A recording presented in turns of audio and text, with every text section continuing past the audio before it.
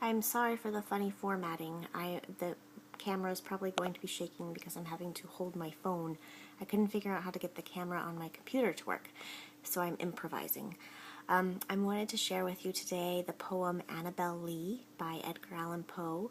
I first read this poem when I was in middle school, and I've loved it ever since, and I became fascinated with this poet who is an erratic writer of both prose and poetry that was beautiful to my ears. I just loved the way it sounds and the way it flows, and I was intrigued by how dark his writing often was, and yet beautiful.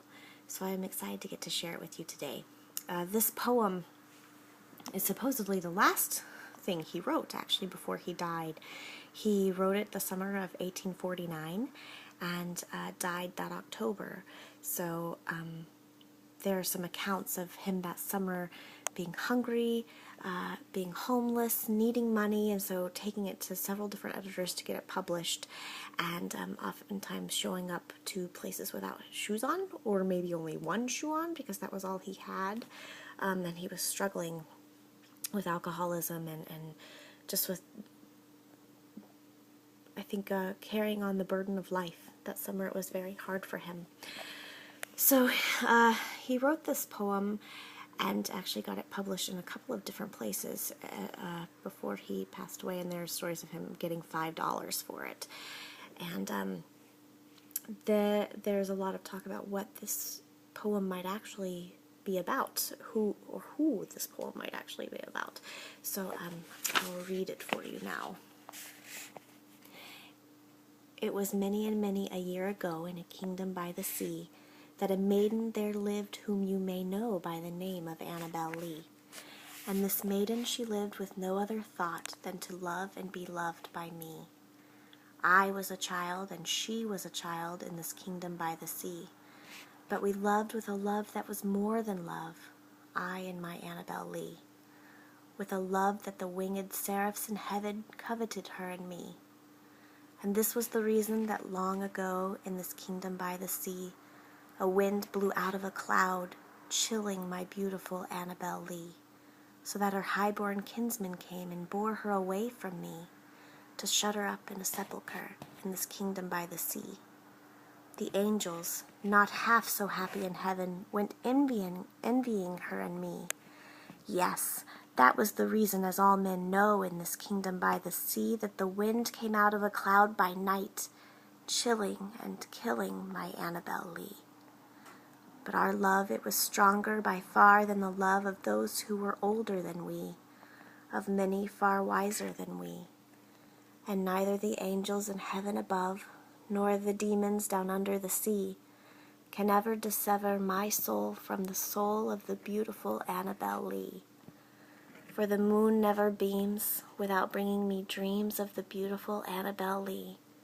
And the stars never rise, but I feel the bright eyes of the beautiful Annabel Lee.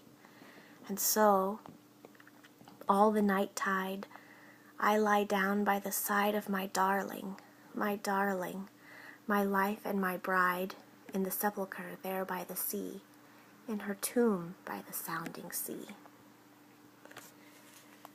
So, the big topic of conversation for people is who Annabel Lee might be in this poem, because Poe had this child bride himself, which is referred to in the poem, that the girl subject, Annabel Lee, was a child bride, and he married Virginia, his cousin, when she was 13, and she died when she was 24 of tuberculosis, and that rocked his world. He was very shaken. So much of his poetry is about the loss of women. He also lost his mother when he was a child, and he lost his foster mother, and so it's a very common theme for his poems to be written about women that he loved and has lost. But then, of course, there are people who say, oh, but he loved all these other women, and it's just a beautiful poem that may or may not be about Virginia herself.